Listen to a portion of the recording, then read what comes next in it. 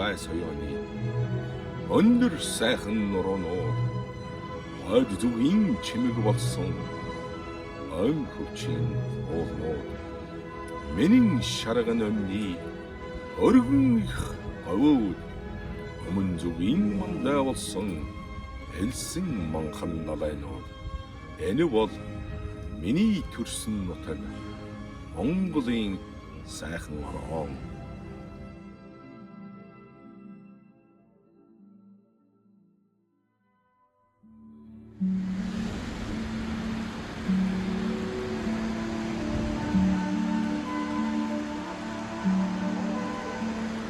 Орхон сэлэн хөхийн онц сайхан голууд уур хай баялагын охи болсон олон уул даваанууд хөвсгөл овс мөрийн гүн цэнхэр нуурууд хүн малын ундаа болсон тойрон бүрд уснууд энэ бол миний төрсөн нутаг Монголын сайхан орон.